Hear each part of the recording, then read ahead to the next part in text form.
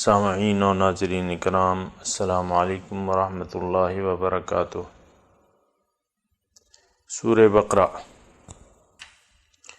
آیت نمبر 135 سے شروع کریں گے۔ اعوذ باللہ من الشیطان الرجیم، بسم اللہ الرحمن الرحیم۔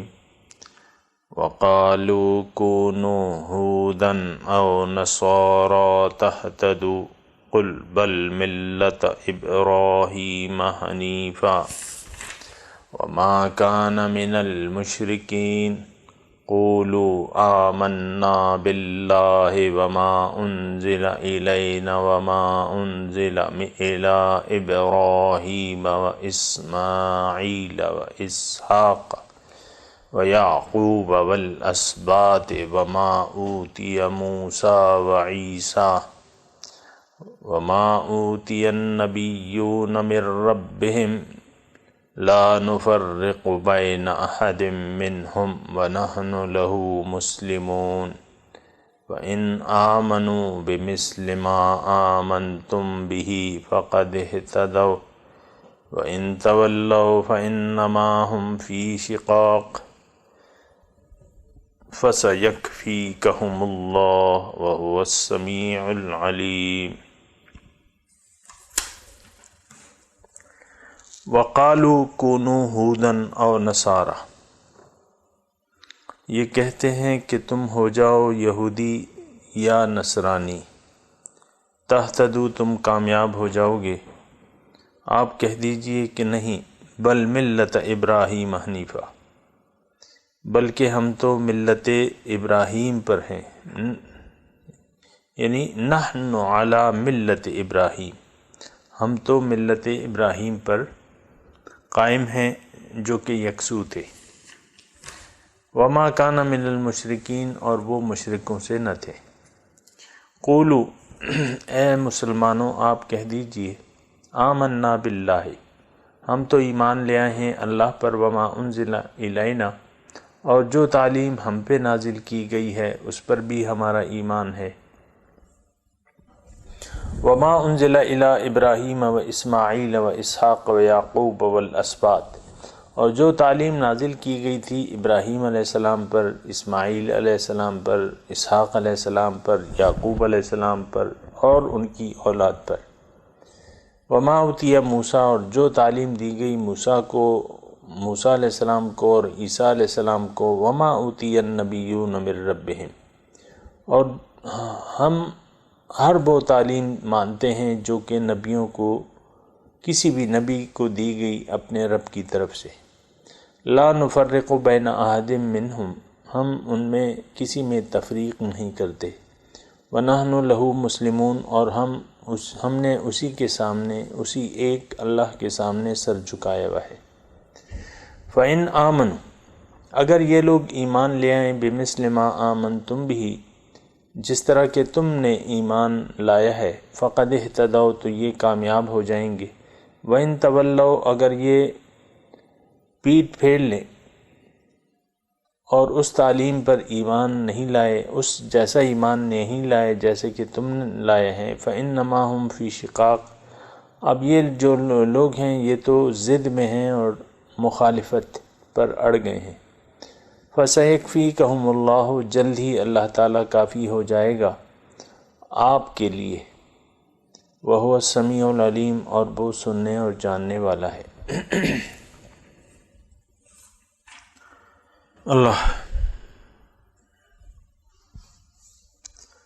اللہم صلی۔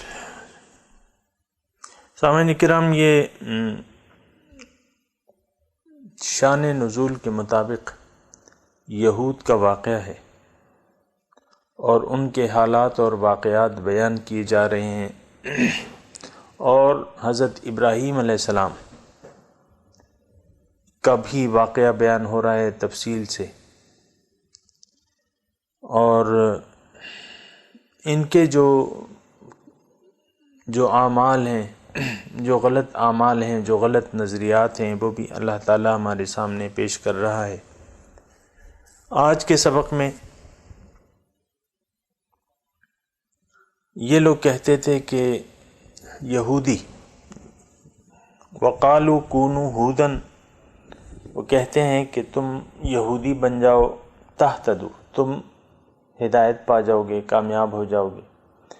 اور نصارہ کہتے ہیں کہ تم عیسائی بن جاؤ، تم کامیاب ہو جاؤ گے. یعنی دونوں بنی اسرائیل میں جو دونوں تھے تو وہ اپنے اپنی ملت پر ان کو بلا رہے تھے. شان نزول کے مطابق میں پہلے بات کروں گا کہ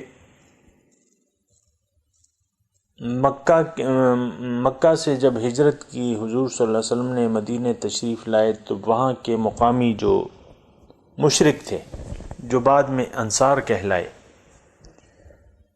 تو ظاہر ہے کہ وہ تو وہاں کے مقامی لوگ تھے اور اہل کتاب کی ایک دھاک بنی ہوئی تھی، اور پہلے جو مسئلہ ہوتا تھا تو ان سے پوچھتے تھے کیونکہ یہ اہل کتاب تھے. تو چونکہ وہ ایمان لے آئے تھے، جو ظاہر ہے کہ یہ تاریخ مدینہ ایسی ہے کہ ان قبیلوں کے ان مشرکین کے ساتھ، جو اس وقت پہلے مشرکین تھے جو کہ بعد میں انصار کہلائے، ان کے ساتھ معاہدے تھے. ایک قبیلے کا ایک، یعنی اوس اور خزرج، ایک قبیلے کا ایک کے ساتھ اتحاد تھا یا معاہدہ تھا، دوسرے کا دوسرے، یہ دونوں حلیف تھے. اور ظاہر ہے کہ ایک ہی شہر، ایک ہی بستی میں رہتے تھے، اور پھر یہ ہے کہ یہ اہل کتاب بھی تھے. تو یہ ان کو کہتے تھے کہ بھئی اگر تم نے ہدایت چاہیے تمہیں تو تم یہودی ہو جاؤ، کیونکہ ہمارا دین پرانا دین ہے. یعنی ایک قسم کا اپنے دین کی اہمیت جتاتے تھے، اور یہ اس طریقے سے کہتے تھے کہ یہ تو دیکھو ہمارے یعنی جو پیغمبران ہیں، بے شمار پیغمبران آئے ہیں، ان کی برکات ہیں، اور ہمارا دین جو ہے وہ اصل دین ہے، تو تم یہودی بن جاؤ. اگر تم نے یعنی اپنا دین تبدیل ہی کرنا ہے تو تم یہودی بن جاؤ. اسی طرح عیسائیوں کا عقیدہ تھا. اور یہ میں آپ کو بتا دوں کہ عیسائی اور یہود یہ دونوں ایک دوسرے کے خلاف تھے. یعنی دوسرے کو یہ مضمون گزر چکا ہے. قالت الیہود وقالت الیہود لیست النصارى علی شیء وقالت النصارى لیست الیہود علی شیء وهم یتلون الکتاب. یہود کہتے ہیں کہ بھئی عیسائی کوئی حقیقت پر نہیں ہے، اور عیسائی کہتے ہیں یہود کسی حقیقت پر نہیں ہے، حالانکہ یہ دونوں کتاب پڑھتے ہیں. تو یہ دونوں ایک دوسرے کا تضاد تھے، نہیں مانتے تھے. یعنی یہودیوں نے عیسائی انکار کر دیا تھا حضرت عیسیٰ علیہ السلام سے، جو انہی کی قوم سے اللہ تعالیٰ نے ان کو بھجوایا تھا، تو انہوں نے انکار کر دیا تھا. تو اب یہ مشرکین سے مخاطب ہو کے کہتے ہیں جو اس وقت مسلمان بن چکے تھے اور انصار اللہ کہلاتے تھے. ان سے کہتے تھے کہ اگر تم نے دیکھو ہدایت ہی قبول کرنی ہے تو یا ہدایت لازمی تمہیں دین اپنا چینج کرنا ہے تو تم یہودی بن جاؤ. اسی طرح عیسائی یہ کہتے تھے ان کو کہ تم عیسائی بن جاؤ تو تم کامیاب ہو جاؤ گے، راہ راست پر چل پڑو گے. تہتدو مطلب تم ہدایت پا جاؤ گے، کیونکہ ہمارا دین برحق ہے. اور سامعین کرام، یہ صورتحال، یہ تو میں نے شان نزول کے مطابق آپ کو بتا دیا، لیکن بات یہ ہے کہ یہاں اگر آپ دیکھیں اس ہماری یعنی ہم دیکھتے ہیں کہ اس میں ہمارے لیے کیا ہے اور ہم کس حد تک، ایسی کوئی بات تو ہم میں نہیں ہے، یہ ہم نے دیکھنا ہے. اب دیکھیں ہر مسلمانوں میں فرقے بن چکے ہیں، اور ہر فرقہ یہ تو ہمیں معلوم ہے کہ ایک کے سوا سارے جہنمی ہیں. یعنی حضور صلی اللہ علیہ وسلم کے قول کے مطابق ایک فرقہ ناجیہ ہے اور باقی سب جہنمی ہیں، لیکن اب دیکھیں کہ ہر ایک فرقہ جو ہے وہ اپنے آپ کو ناجیہ قرار دیتا ہے اور دوسرے کو جہنمی قرار دیتا ہے۔ فرقے تو بن چکے ہیں، اس سے تو کوئی اختلاف نہیں کر سکتا۔ سب سے پہلا جو فرقہ بنا ہے، گروپ بنا ہے، وہ اسلام میں وہ شیعوں کا ہے، شیعان علی پارٹی، شیعہ کہتے ہیں پارٹی کو، شیعان علی۔ جس وقت حضرت امیر معاویہ رضی اللہ تعالیٰ عنہ اور حضرت علی کے مابین وہ ہو رہی تھیں، تو اس وقت ایک فرقہ بنا جو اپنے آپ کو شیعان علی کہلواتا تھا، اور پھر اب آپ دیکھ لیں کہ وہ شیعہ جو ہیں وہ کس تعداد میں ہیں اور کیا حالت ہے ان کی۔ اب وہ اچھا، یہ میں ویسے ہی آپ کو ایک بات بتا رہا ہوں، شیعان علی، شیعہ جو ہیں، اب شیعہ میں الگ الگ گروپ ہیں، وہ تو ایک الگ مسئلہ ہے، اور اسی طرح ہم مسلمانوں میں دیکھیں کتنے فرقے بن چکے ہیں، اور ایک فرقہ دوسرے کا ابطال کرتا ہے، اور یہ مسلمان سب آپ کو اپنے آپ کو مسلمان کہلاتے ہیں، اور ہر ایک کہتا ہے کہ تم ہمارے اس میں آ جاؤ، ہمارے گروپ میں آ جاؤ تو تم کامیاب ہو جاؤ گے۔ جیسے کہ قادیانی فرقہ جو ہے تو وہ اپنے آپ کو حق کہتا ہے اور ہمیں جو ہے گالیاں دیتا ہے، اہل سنت والجماعت کو گالیاں دیتا ہے، اور جو کچھ ہے تو وہ آپ کے سامنے ہے، میں اس کی بات نہیں کر رہا، لیکن میں فرقوں کی بات کر رہا ہوں۔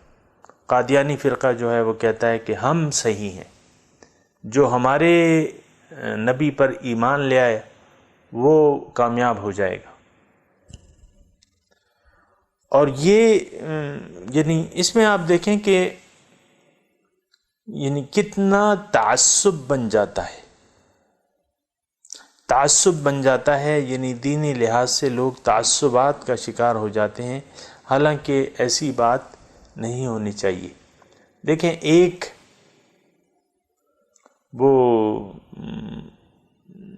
خدا ہے ہمارا، اللہ ایک ہے، سب اس کو مانتے ہیں، یعنی اس عقیدہ توحید کا سب اقرار کرنے والے ہیں۔ پھر ایک قرآن ہے، اس کا بھی اقرار کرتے ہیں، پھر ایک نبی ہے اور اس کا بھی اقرار کرتے ہیں، یعنی نبی کو بھی مانتے ہیں۔ پھر اس میں آپ دیکھیں کہ کتنے اسلام میں کتنے فرقے بن گئے، اور ہر ایک جو ہے اپنے آپ کو ناجیہ سمجھتا ہے اور کوشش یہ کرتا ہے کہ لوگ ہمارے ساتھ شامل ہو جائیں۔ تو اس کی میں زیادہ تفصیل نہیں کرتا، لیکن صرف یہ ہے کہ اصل میں جو یہ مذہبی تعصبات ہیں یا فرقہ پرستی ہے، یہ اللہ تعالیٰ کو پسند نہیں ہے۔ اللہ تعالیٰ فرماتا ہے کہ ان الذین فرقوا دینہم وکانوا شیعا لست منہم فی شیء، جنہوں نے اپنے دین کو ٹکڑے ٹکڑے کر دیا، فرقوا دینہم وکانوا شیعا، اور یہ پارٹی بن گئے، آپ ان میں سے کسی میں سے بھی نہیں ہے، لست منہم فی شیء، یعنی آپ کا ان کے ساتھ کوئی تعلق نہیں ہے۔ تو سامعین اکرام، ایک بہت یعنی سوچنے کا مقام ہے کہ آیا ہم تو فرقہ پرستی کا شکار نہیں ہو گئے ہیں؟ آپ دیکھیں کہ ہر عالم کی جب ہم بات سنتے ہیں تو ہم پہلے یہ معلوم کرتے ہیں کہ یہ کون سے فرقے سے تعلق رکھتا ہے، کون سے خیالات سے، یعنی کس خیال کا ہے یہ، اور پہلے یہ معلوم کرنے کی کوشش کرتے ہیں، پھر اس کی اگر وہ ہمارے فرقے کے خلاف ہے تو اس کی بات ہی ہم نہیں سنتے۔ پنجاب وغیرہ میں یہ فرقہ بازی اور یہ چیز جو ہے یہ بہت زیادہ ہے، ایک گروپ جو ہے دوسرے کا ابطال کرتا ہے، تو ایسا نہیں ہونا چاہیے۔ اصل جو چیز ہے یہ اس وقت ہوتا ہے کہ آپ یعنی مذہب کو آپ نے یعنی فرقوں میں بدل دیا، اور خدا پرستی جو ہے وہ آپ چھوڑ بیٹھے، اصل جو دین ہے، جو دین کی روح ہے، اللہ تعالیٰ کی بندگی اور رسول کا اتباع، اصل دین یہ ہے۔ حضور صلی اللہ علیہ وسلم ہمیں فرماتے ہیں کہ بھئی 2 چیزیں میں تم میں چھوڑ کے جا رہا ہوں، اگر تم نے اس کو مضبوطی سے پکڑ لیا تو کبھی گمراہ نہیں ہوگی، کتاب اللہ و سنتی، اللہ کی کتاب اور میرا طریقہ کار۔ بنیادی طور پہ سامعین کرام، جب دین میں ذاتی مفادات آ جاتے ہیں تو پھر جو ہے انسان فرقے بن جاتے ہیں اور انسان فرقہ پرستی کا شکار ہو جاتا ہے۔ اللہ تعالیٰ کی اگر صحیح طریقے سے انسان عہد کر لے کہ میں نے صرف اللہ کی بندگی کرنی ہے، تو پھر تو قرآن ہے، اس کے لیے قرآن ہے، اور قرآن کی تشریح جو ہے اور قرآن پہ عمل کا نمونہ ہمیں حضور صلی اللہ علیہ وسلم نے عمل کر کے دکھایا ہے، اور قرآن اس کی اتباع ہے۔ اس میں کوئی اختلاف کی اتنی بات ہی نہیں ہے۔ اصل جو چیز ہے وہ بندگی رب ہے، اس میں فرقہ پرستی کہاں سے آ گئی؟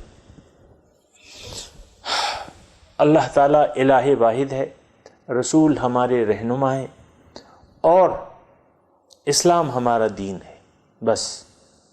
اب فرقہ پرستی کہ بھئی یہ فلاں ہیں، یہ فلاں ہیں، یہ فلاں ہیں، لوگ تفریقوں میں بڑھ گئے ہیں، تو یہ چیزیں جو ہیں اللہ تعالیٰ اس سے ناراض ہوتا ہے، اور اس کی ناراضگی کا سبب ہے اگر ہم کسی فرقے سے اپنا تعلق جوڑ لیں کہ میں تو بھئی فلاں فرقے سے ہوں۔ بھئی تم مسلمان کیوں نہیں بنتے؟ مسلمان یعنی اللہ اور اس کے رسول کی اطاعت کی طرف کیوں نہیں آتے، اس کی بندگی اختیار کیوں نہیں کرتے؟ تم کسی فرقے سے کیوں اپنا تعلق ظاہر کرتے ہو یا جوڑتے ہو؟ اصل میں تو بس اللہ تعالیٰ میں نے آپ کو کہا بندگی رب ہے، اس کے علاوہ کچھ نہیں۔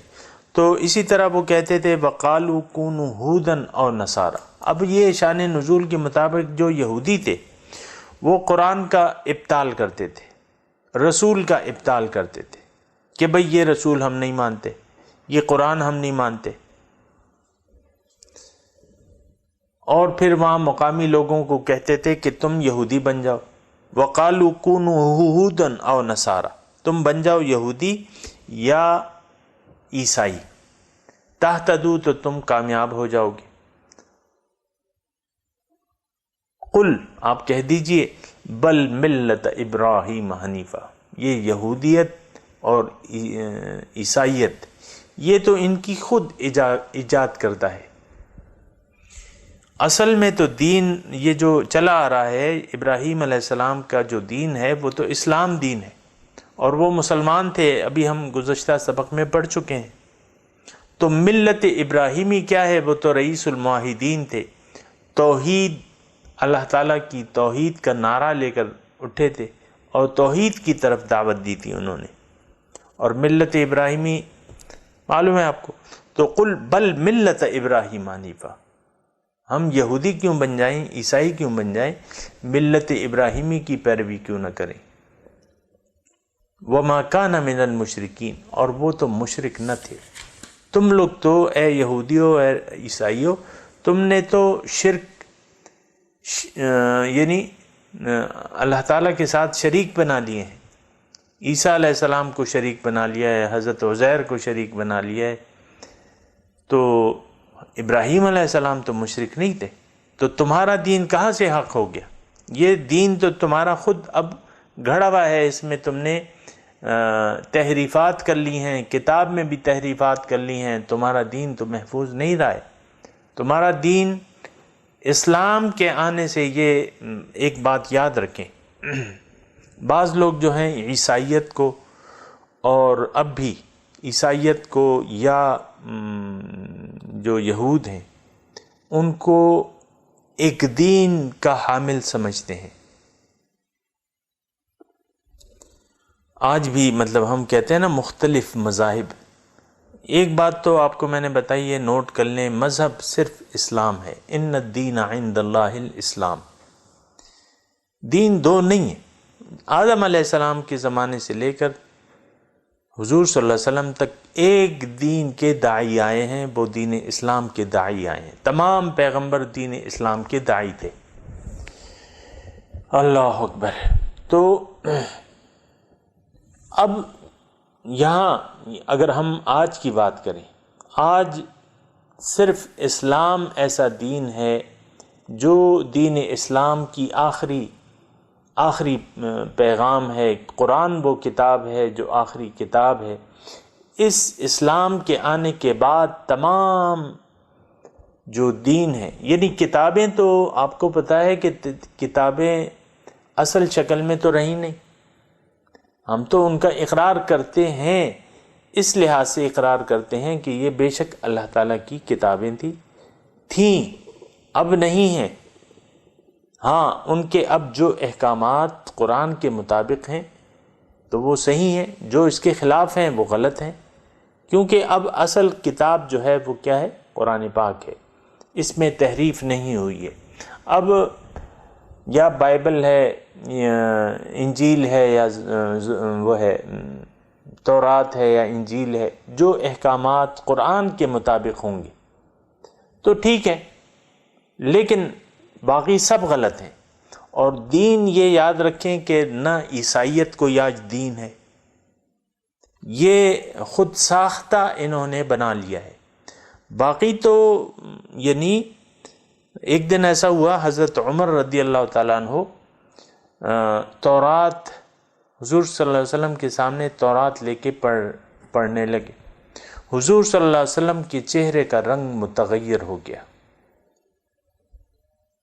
اور جب حضور صلی اللہ علیہ وسلم کو غصہ آتا تو ان کے چہرے کا رنگ متغیر ہو جاتا تھا، یعنی غصہ آ گیا ان کو۔ تو حضرت عمر رضی اللہ تعالیٰ عنہ، یہ صحابہ کرام تو بڑے حضور صلی اللہ علیہ وسلم کے عاشق تھے، وہ تو کام تو کرتے تھے لیکن نظر جو ہے حضور صلی اللہ علیہ وسلم پہ رکھتے تھے کہ ان کا کیا رد عمل ہے۔ تو جب حضور صلی اللہ علیہ وسلم کے چہرے کا رنگ متغیر ہو گیا تو حضرت عمر رضی اللہ تعالیٰ عنہ نے کہا کہ اعوذ باللہ من غضب اللہ و غضب رسولہ، میں پناہ مانگتا ہوں اللہ تعالیٰ اور اس کے رسول کے غصے سے، اللہ کی پناہ میں آتا ہوں، اور کتاب بند کر دی۔ تو حضور صلی اللہ علیہ وسلم نے حضرت عمر کو کہا، دیکھو یہ تورات تم کیوں پڑھ رہے ہو جبکہ تمہارے پاس اللہ کا کلام موجود ہے، اور اگر موسیٰ علیہ السلام زندہ ہوتے تو وہ اس وقت میری پیروی کرتے۔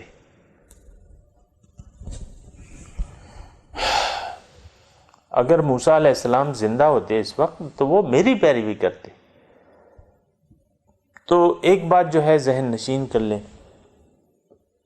کہ آج یہودیت اور عیسائیت کوئی مذہب نام ہی نہیں ہے اس کا، ہم تو یعنی ان کا کوئی وجود نہیں ہے، ان کی کوئی حقیقت نہیں ہے۔ قرآن کے بعد اور حضور صلی اللہ علیہ وسلم کے بعد جو ایمان نہیں لایا حضور صلی اللہ علیہ وسلم پہ یا قرآن پر، وہ باطل ہے۔ وہ کریں اپنی مرضی سے، جو مرضی آئے کریں، اس کا فیصلہ تو قیامت کے دن ہوگا، لیکن اتنا یاد رکھیں کہ یہ اب کوئی مذہب ایسا نہیں رہا ہے، نہ یہودیت ہے، نہ عیسائیت ہے، نہ زبور ہے، نہ انجیل ہے، نہ تورات ہے۔ یہ انہوں نے مختلف اختراعیں کی بھی ہیں، اس میں تحریفات۔ انجیل کے آج دیکھیں کتنے نسخے ہیں، یہ متی کی انجیل ہے، یوحنا کی انجیل ہے، یہ فلاں کی انجیل ہے۔ انجیل کے آپ دیکھ لیں کتنے ایڈیشن ہیں، اور کوئی ایڈیشن دوسرے سے نہیں ملتا۔ تو یہ ایک بات جو ہے وہ نوٹ کر لینی چاہیے کہ کوئی اسلام کے سوا آج کوئی دین صحیح حالت میں نہیں ہے۔ اسلام ہی دین ہے جو پرانا تھا اور جو چلا آ رہا ہے۔ اب اس کی صحیح شکل جو ہے وہ کیا ہے؟ قرآن ہے، اور ہمارے حضور صلی اللہ علیہ وسلم کا طریقہ کار جو باقی ہے وہ صحیح ہے۔ اس کے علاوہ سب یعنی کسی اور طرف، میں اس لیے کہہ رہا ہوں کہ کسی اور طرف آپ نہ دیکھیں کہ اللہ کا دین کہیں اور بھی ہوگا، نہیں، اللہ کا دین صرف اسلام ہے، اور اسلام اس وقت قرآن اور حدیث کی شکل میں ہمارے سامنے موجود ہے۔ اور باقی رہ گیا یہ فرقہ پرستی جو ہے، اس کا تو ابطال کرتا ہے اللہ تعالیٰ، فرماتا ہے کہ ان الذین فرقوا دینہم وکانوا شیعا لست منہم فی شیء، جو جنہوں نے دین میں تفرقہ ڈال دیا، پارٹی پارٹی ہو گئے، آپ ان میں سے کسی میں بھی نہیں ہیں۔ تو بات یہ ہے کہ ایک عام رجحان ہے کہ کسی گروپ میں ہم اپنے آپ کو شامل کرنا چاہتے ہیں، یا کیے بغیر ہمارا اطمینان نہیں ہوتا۔ بھئی مسلمان تو ہیں لیکن کون کس کو مانے کس کو نہ مانے۔ تو بات یہ ہے کہ دیکھیں، قرآن، حدیث، جو فقہ، پھر اجماع، یہ چار ماخذ ہیں، بنیادی شریعت کے چار ماخذ ہیں۔ قرآن جو بنیاد ہے ہمارے دین کی، پھر حدیث اس کی تفصیل ہے، اس کے بعد فقہ ہے، اور فقہ جو ہے یہ آپ کو پتہ ہے کہ اسلام سے الگ کوئی چیز نہیں ہے۔ یہ چار مذاہب جو ہیں یہ حق ہیں، جو فقہی مسالک ہیں، ابھی میں اس کی تفصیل نہیں کر رہا، لیکن یہ ہے کہ چار مسالک ہیں، یہ قرآن و حدیث سے استنباط کیے انہوں نے مسائل مختلف، ابھی میں اس کی تشریح میں آپ کو کہا، لیکن چار مذاہب جو ہیں حق ہیں۔ آپ نے سے اس میں سے ایک فقہ کو لینا ہے، ایک فقہ کو لینا ہے اور پھر اس پر جم جانا ہے، جس کو آپ جو بھی آپ کی مرضی ہے، چاروں حق ہیں۔ تو یہ قرآن اور حدیث کے خلاف نہیں ہے، نہ الگ الگ یہ مذاہب ہیں، بلکہ حضور صلی اللہ علیہ وسلم، میں آپ کے سامنے ایک مثال بیان کرتا ہوں، رفع یدین ہے۔ حضور صلی اللہ علیہ وسلم نے ایک مرتبہ جو ہے یعنی کچھ عرصہ رفع یدین کیا، پھر نہیں کیا۔ اب یہ ہمارے جو مجتہدین ہیں، انہوں نے اس میں پھر کسی نے حضور صلی اللہ علیہ وسلم کی اس سنت کو لے لیا، رفع یدین والی سنت کو لے لیا اور اس پر جم گئے، اور پھر اس کے لیے انہوں نے دلائل بھی دیے کہ بھئی یہ، اور جب حضور صلی اللہ علیہ وسلم نے رفع یدین نہیں کیا، بعض مجتہدین نے وہ عمل لے لیا، پھر ان کے پاس، ہر ایک کے پاس اپنے اپنے دلائل ہیں۔ تو یعنی آپ نے ایک فقہ کو اختیار کرنا ہے۔ یہ آپ کو میں نے ایک مثال دی رفع یدین کی، نماز میں رکوع میں جانے سے پہلے جو ہاتھ اٹھاتے ہیں نا، یا کوئی ہاتھ یہاں باندھتا ہے، کوئی یہاں باندھتا ہے، کوئی پاؤں کھلے رکھتا ہے، کوئی پاؤں تنگ رکھتا ہے، تو مختلف طریقہ کار ہیں۔ یہ سب حضور صلی اللہ علیہ وسلم سے انہوں نے استنباط کیا ہے، اس میں کوئی ایسی بات نہیں ہے کہ انہوں نے اپنی طرف سے وہ کیے ہیں۔ سارے جو مسالک ہیں، جو فقہ ہیں، وہ درست ہیں۔ حضرت امام شافعی رضی اللہ تعالیٰ عنہ ہیں، حضرت امام مالک ہیں، امام محمد ہیں، امام ابو حنیفہ ہیں، یہ سارے جو ہیں وہ حق ہیں، اور انہوں نے اپنی اجتہاد کیا ہے دین میں، اور اجتہاد جو ہے وہ دین میں ہو سکتا ہے، جائز ہے، لیکن وہ مجتہد کا کام ہے، تو وہ بڑے بڑے علماء تھے، ہمارا کام اجتہاد نہیں ہے۔ آپ نے مجتہدین میں سے کسی ایک کا اجتہاد کو قبول کر لینا ہے، اور اس کے مطابق جو ہے قرآن اور سنت پر عمل کرنا ہے۔ انہوں نے ہر عمل کی ایسی کہ جس کے بارے میں حدیث میں دو قسم کے اعمال تھے، انہوں نے ایک کو لیا ہے، پھر اس کے دلائل ہیں، اور وہ مجتہدین تھے۔ اور تو ایک آپ نے ایک مجتہد کی، ایک امام کا اتباع کرنا ہے، باقی جو بنیاد قرآن میں ہے، حدیث میں ہے، یہ مجتہدین ان سے خلاف نہیں جاتے۔ حضرت امام ابو حنیفہ کہتے ہیں کہ بھئی میری کوئی بات اگر قرآن اور حدیث کے خلاف ہو، اس کو مت لو تم۔ ساری علوم کی بنیاد کیا ہے؟ قرآن پاک ہے۔ کوئی حدیث کی میں بات کر رہا ہوں، وہ تو مجتہدین تھے، لیکن کوئی حدیث اگر قرآن کی آیت کے خلاف، تو اس حدیث کو ہم نہیں مانیں گے، کیونکہ وہ ہو ہی نہیں سکتی، وہ حدیث ہو ہی نہیں سکتی، وہ حضور کا قول اور فعل ہو ہی نہیں سکتا جو قرآن کے خلاف ہو۔ تو اگر ایسا ہوا، بعض احادیث ضعیف ہیں، اس میں پھر یعنی علماء نے فن رجال میں آپ دیکھیں کہ کتنی، تو حدیث، صحیح احادیث جو ہیں، صحیح بخاری ہے، صحیح مسلم ہے، یہ پھر مختلف صحائح ستہ ہیں. تو بنیاد میں آپ کو بتا رہا ہوں کہ بنیاد قرآن ہے، اس کے بعد حدیث ہے، اس کے بعد جو ہمارے مجتہدین ہیں ان کا جو اجتہاد ہے. تو ایک امام کی آپ نے پیروی کرنی ہے. ہمارے جو ہم جس خطے میں رہ رہے ہیں وہاں سواد اعظم جو ہے وہ اہل سنت والجماعت ہے. اہل سنت والجماعت کہلاتی ہے. تو ہم یعنی زیادہ تر جو ہے حنفی مسلک ہے. حنفی حضرت امام ابو حنیفہ کے اجتہاد کے ان کی پیروی کرتے ہیں. یعنی قرآن و حدیث سے جس طرح انہوں نے استنباط کیا ہے یا جو دلائل پیش کیے ہیں فقہی دلائل، تو ہم اس کے پیروکار ہیں. اس کے علاوہ دین میں کوئی تفریقہ نہیں ہے. تو یہ بات جو ہے ایک ذہن سے نکال دیں. بنیادی چیز جو ہے وہ بندگی رب ہے، اللہ کی بندگی، اور دین کو، زندگی کو اللہ کے حکم کے اطاعت اور رسول کی اطاعت کر کے گزارنا ہے.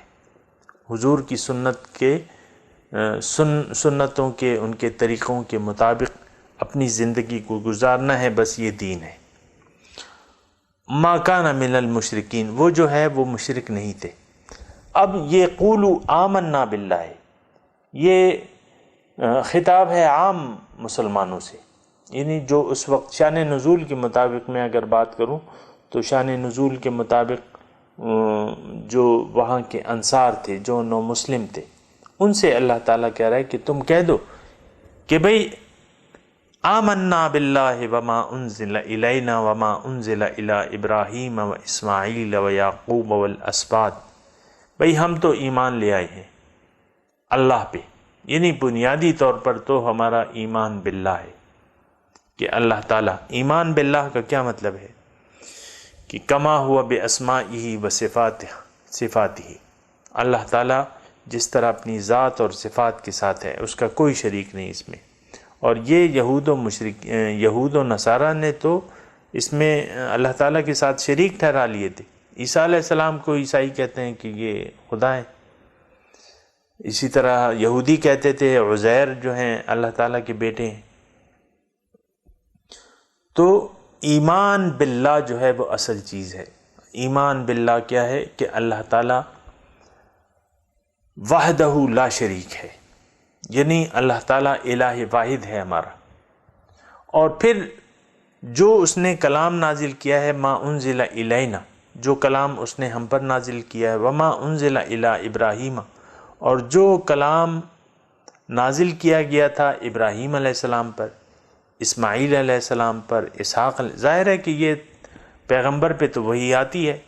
اور کتابیں اگرچہ 4 ہیں لیکن پھر صحیفے سپارے وغیرہ ہو سکتے ہیں اور نازل ہوئے ہیں. تو جو کلام بھی نازل ہوا ہے تمام پیغمبروں پر، ابراہیم، اسماعیل، اسحاق، یعقوب والاسباط اور ان کی اولاد جو بھی تھی، وما اوتی موسیٰ، اور جو دیا گیا موسیٰ علیہ السلام کو، وما اوتی النبیون من ربہم، اور جو پیغام دیا گیا نبیوں کو اپنے رب کی طرف سے، لا نفرق بین احد منہم، ہم ان میں کوئی تفریق نہیں کرتے. یعنی کسی کو یہ نہیں کہتے کہ بھئی فلانے پیغمبر کے کلام کو ہم نہیں مانتے، جس طرح کہ یہود و نصارہ انکار کرتے ہیں قرآن شریف کا. تو لا نفرق، ہم تفریق نہیں کرتے ان تمام نبیوں میں، تمام کلام میں، تمام نبیوں میں ہم تفریق، ہمارا ایمان ہے کہ یہ سب پیغمبران کرام ہیں، اللہ تعالیٰ کے رسول ہیں، اور ان تمام جو کچھ ان پہ نازل کیا گیا ہے وہ اللہ تعالیٰ کا کلام ہے. کہیں بھی ہمیں ثابت ہو جائے ایک شخص کے بارے میں مستند ثابت ہو جائے کہ یہ اللہ تعالیٰ کا نبی تھا، ہم اسے مانیں گے، ٹھیک ہے نبی تھا. اگر ثابت ہو جائے اللہ کا کلام، کتاب ثابت ہو جائے کہ یہ اللہ تعالیٰ کی کتاب تھی، ہم اس پر ایمان لائیں گے. تو تفریق کا یہ مطلب ہے کہ ہم ان میں یہ تفریق نہیں کرتے کہ بھئی یہ مانتے ہیں اور یہ نہیں مانتے، سب کو مانتے ہیں کہ یہ سارے پیغمبران کرام حق تھے، جو ان پہ کلام نازل ہوا وہ حق تھا۔ وَنَحْنُ لَهُ مُسْلِمُونَ، اور ہم اسی کے تابع دار ہیں، اللہ تعالیٰ کے سامنے ہم نے سر جھکایا ہے۔ وَنَحْنُ لَهُ مُسْلِمُونَ۔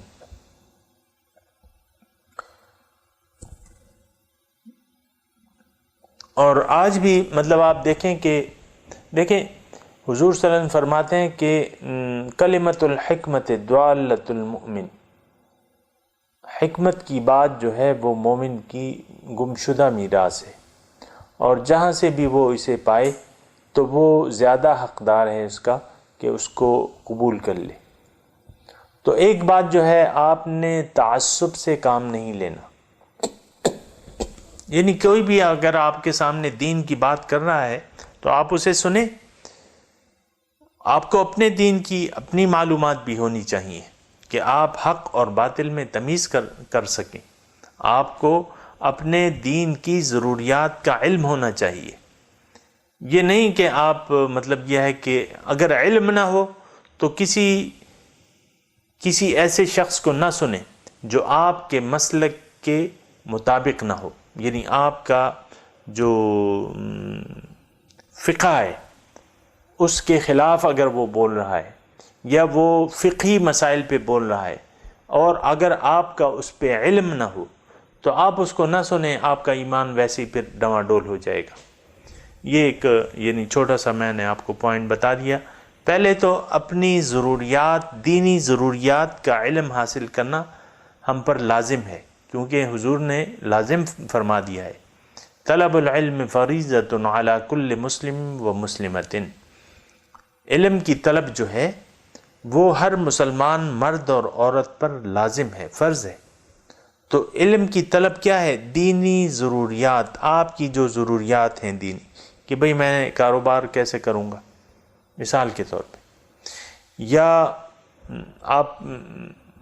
آپ شادی کے بندھن میں بن گئے ہیں یا بن گئی ہیں، تو پھر آپ نے اپنی جو آپ کی ضروریات ہیں، ازدواجی مسائل ہیں، اور شوہر کے جو حقوق ہیں، بیوی کے جو حقوق ہیں، اس سے آپ نے اس کو سمجھنا ہے۔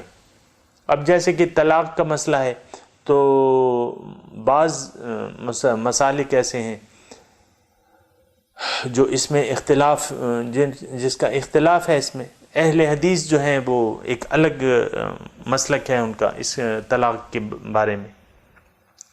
تو آپ کو اپنے مسلک کی یعنی جو فقہی ضروریات ہیں، جو ضروری آپ کی وہ باتیں ہیں نا، اس کا آپ کو علم ہونا چاہیے کہ بھئی ہمارے دین کے مطابق اور جو ہمارا مسلک ہے، جس فقہ کے ہم پیروکار ہیں، اس کے مطابق احکامات کیا ہیں، تفصیلات کیا ہیں دین کی، وہ آپ کو علم ہونا چاہیے۔ اگر نہیں ہے تو اس کو حاصل کرنا چاہیے، وہ آپ کو مل جائیں گے کتابوں میں، ایسی مطلب کوئی مشکل بات نہیں ہے۔ دینی مسائل کی کتاب کوئی بھی آپ لے لیں، اپنے جو آپ کے مسلک ہے، جو بھی آپ کا مسلک ہے، اگر شافعی ہیں آپ اس مسلک کی کتاب لے لیں، اگر حنبلی ہیں تو وہ آپ لے لیں کتاب، اگر حضرت امام ابو حنیفہ رضی اللہ تعالی عنہ کی وہ ہے تو وہ آپ لے لیں، اور ان مسائل سے اپنے آپ کو یعنی باخبر رکھیں جو آپ کے سامنے مسائل ہیں۔ بہت سے مسائل ہیں، قربانی کے مسائل ہوتے ہیں، روزے کے اپنے مسائل ہوتے ہیں، اور زکوٰۃ کے مسائل ہیں۔ تو ان میں جو ہے وہ فقہی علوم جو ہے وہ آپ کو کسی نہ کسی حد تک آنے چاہیے کہ بھئی میں نے زکوٰۃ دینی ہے تو کتنے زیور پر دینی ہے، کس وقت دینی ہے، کتنی دینی ہے، یہ ساری معلومات آپ کو ہونی چاہیے۔ یعنی آپ کو اندھیرے میں نہیں رہنا چاہیے۔ اگر آپ نے اللہ کی بندگی کرنی ہے تو دین کی ضروریات کے بارے میں علم حاصل کرنا آپ پر لازم ہے۔ یہ سامعین کرام ایسی بات ہے کہ اس سے ہم یعنی عام معاشرہ جو ہے ہمارا یعنی بے خبر ہے، اور اس کی وجہ یہ ہے کہ ہمارا تو دین سے تو کوئی مقصود ہے ہی نہیں، یعنی دین تو ایک خاص مقصد کے لیے آیا ہے اور آپ کو ایک خاص ڈائریکشن میں لے جانا چاہتا ہے، وہ ڈائریکشن جو ہے ہمارا تو مقصد ہے نہیں وہ، تو پھر یہ ہے کہ دین سے واجبی سا لگاؤ ہے ہمارا۔ نمازیں بہت سے لوگ جو ہیں وہ نمازوں کا بھی خیال نہیں رکھتے، یعنی آج کے معاشرے میں جب ہم دیکھتے ہیں نا، نہ نمازوں کا خیال ہے نہ کسی کا خیال ہے، اور اس کے بارے میں آپ کو کیا بتاؤں، تو یہ ہے کہ یہ اپنی ضروریات کا علم آپ کو ہونا چاہیے تاکہ کوئی اور شخص جو ہے آپ کو گمراہ نہ کر سکے۔ بعض وقت یہ ہوتا ہے نا کہ اگر لا علم شخص کے لیے پھر اور لوگ اسے راستے دکھانے لگتے ہیں، تو بہتر یہ ہے کہ گمراہی میں پڑنے کی بجائے بہتر یہ ہے کہ آپ کو مناسب علم اپنے دین کا، اپنے مسائل کا، زندگی کے جو مسائل ہیں، عورتوں کے اپنے مسائل ہیں، مردوں کے اپنے مسائل ہیں، ان سے واقفیت ہونی چاہیے تاکہ ہم اللہ تعالیٰ کی بندگی صحیح طریقے سے کرتے رہیں اور اپنے رب کو راضی کر لیں۔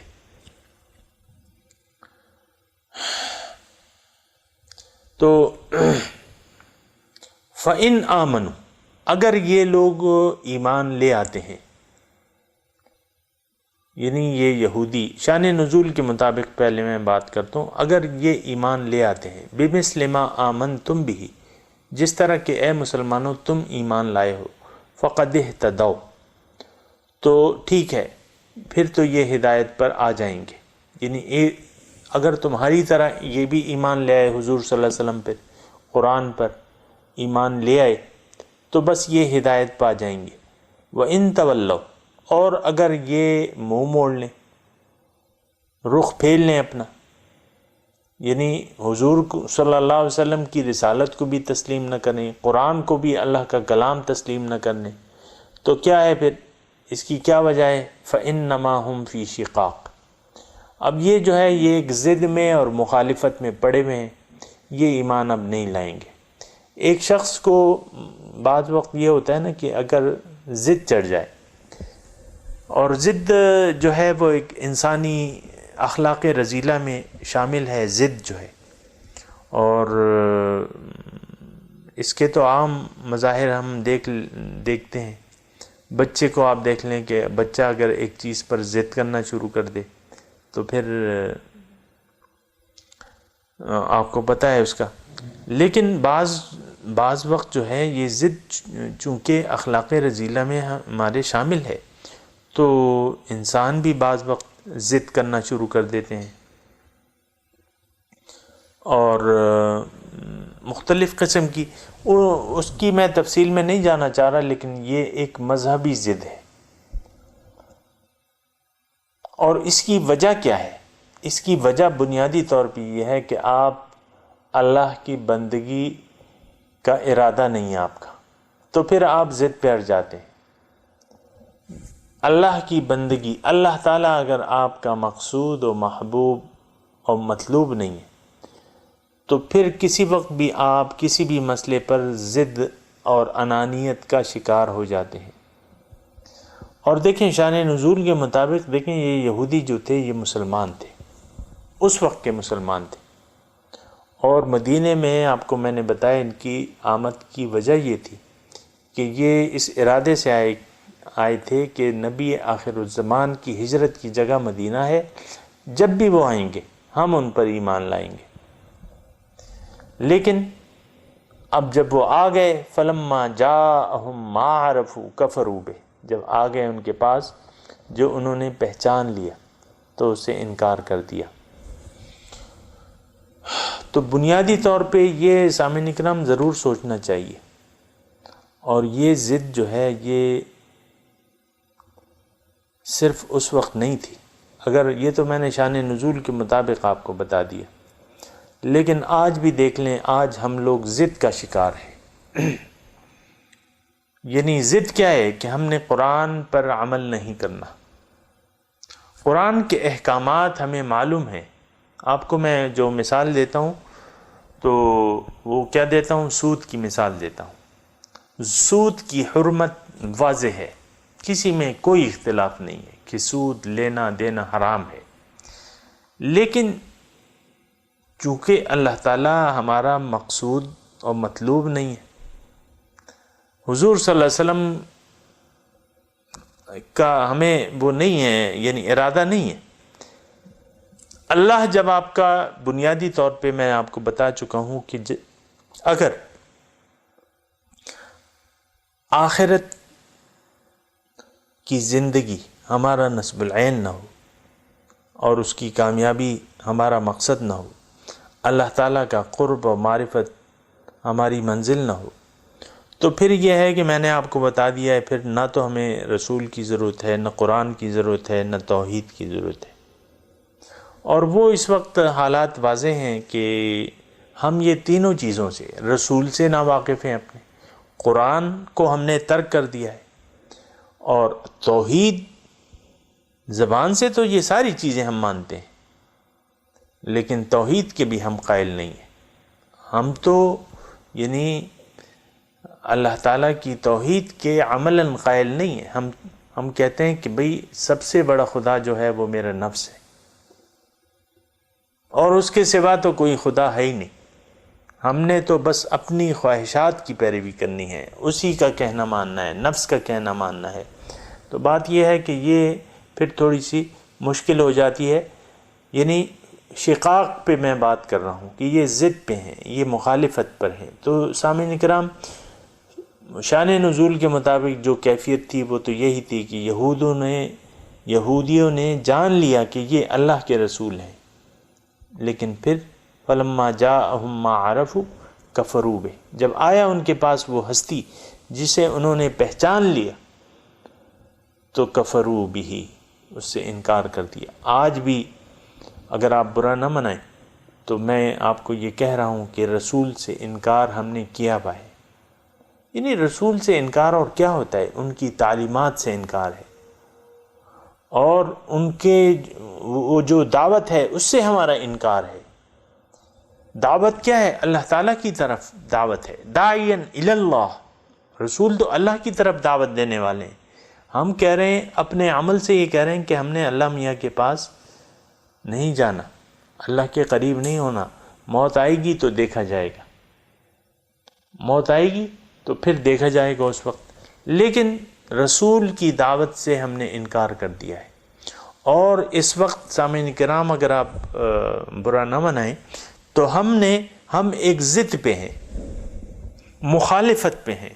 رسول کی مخالفت ہے، قرآن کے احکامات کی مخالفت ہے، جس کی میں نے آپ کو مثال دی کہ سود حرام ہے، لیکن ہم بڑی خوشی سے ہم جس ملک میں رہ رہے ہیں اس کا نام کیا ہے؟ پاکستان ہے. اور پاکستان میں کیا سود کا لین دین نہیں ہو رہا؟ سرکاری اہتمام میں ہو رہا ہے، اور سب لوگ اس پہ راضی ہیں. دیکھیں جو سب لوگ، میں اس لیے کہہ رہا ہوں کہ یہ تو اکثریت کی بات ہے، اکثریت اس پہ راضی ہے. کسی نے آ کے سڑک پہ ٹائر نہیں جلائے کہ بھئی ہمیں سود نہیں چاہیے، ہم نے سود نہ لینا ہے نہ دینا ہے، اور بند کرو یہ سود. کوئی تحریک ایسی چلی ہے؟ کیا عوام سڑکوں پہ آ گئے ہیں؟ تھوڑی دیر کے لیے بجلی چلی جاتی ہے اور لوگ جو ہے وہ سڑکوں پہ نکل آتے ہیں. اللہ کے احکامات کی خلاف ورزی ہو رہی ہے، کھلم کھلا ہو رہی ہے، دھڑلے سے ہو رہی ہے. ہماری کان پہ جوں تک نہیں دیکھتی. فَإِنَّمَا هُمْ فِي شِقَاقٍ، اب یہ ضد میں پڑ گئے. ہماری ضد ہے سامعین کرام، ہم ایک ضد میں آ گئے ہیں. ضد کیا ہے کہ ہم نے جو منزل، جس طرف رسول ہمیں دعوت دے رہے ہیں، ہم نے وہ نہیں ماننا. اللہ کے جو نیک بندے جس طرف ہمیں بلا رہے ہیں وہ نہیں چاہیے، وہ منزل ہمیں نہیں چاہیے. تو ایک ضد ہے. اب ضد آ گئی تو پھر یہ ہے کہ ضد میں تو نقصان تو پھر اپنا ہی ہوتا ہے. یہ اللہ تعالیٰ کی اور اس کے رسول کے احکامات کی اگر مخالفت شروع ہو جائے یا ضد شروع ہو جائے تو پھر اس کا نقصان اللہ کے دین کو کوئی نقصان نہیں پہنچا سکتا، اللہ کے رسول کو کوئی نقصان نہیں پہنچا سکتا. یہ آپ نوٹ کر لیں، خود ہی اپنا نقصان کریں گے. جو ضد والے ہیں تو ضد جو ہے وہ خراب کر دیتی ہے انسان کو. تو بہتر یہ ہے کہ ہم ضد سے باز آ جائیں، مخالفت سے باز آ جائیں.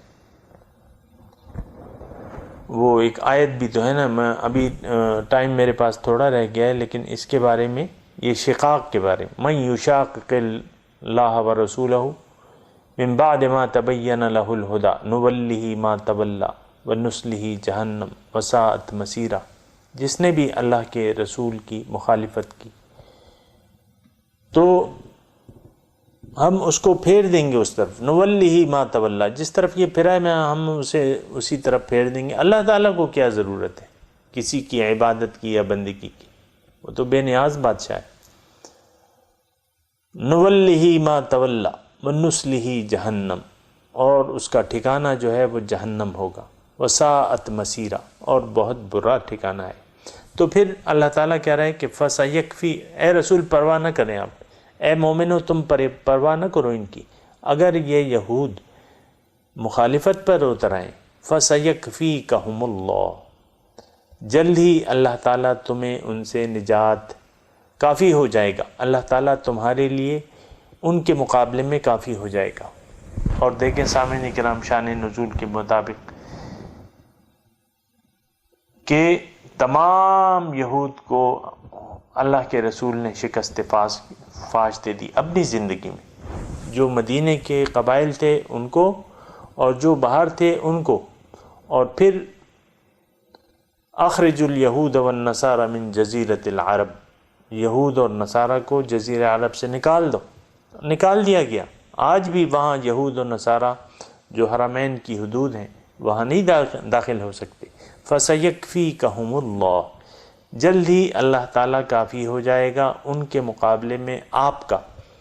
وہو السمیع العلیم، اور کیوں نہ ہو، اللہ تعالیٰ تو سن رہا ہے، ان کی باتیں بھی سن رہا ہے، آپ کے صبر کو بھی دیکھ رہا ہے، آپ کے جذبات سے بھی واقف ہے، علیم ہے، جاننے والا ہے، وہ سب کچھ جان رہا ہے. اور تمہارے لیے اللہ ہی کافی ہے. حسبنا اللہ ونعم الوکیل، نعم المولا ونعم النصیر. ہمارے لیے اللہ تعالیٰ ہی کافی ہے، اور وہ بہت اچھا دوست ہے، بہت اچھا کارساز ہے. تو بات یہ ہے کہ انسان اگر یعنی صحیح مسلک پر ہو اور تو پھر اللہ تعالیٰ کی توفیق اور امداد اس کے ساتھ ہوتی ہے، اور اس کو کسی قسم کی پرواہ کی ضرورت نہیں ہے. اللہ تعالیٰ اس کے تمام مسائل کے لیے کافی ہوتا ہے. وآخر دعوانا ان الحمد للہ رب العالمین. السلام علیکم ورحمۃ اللہ وبرکاتہ.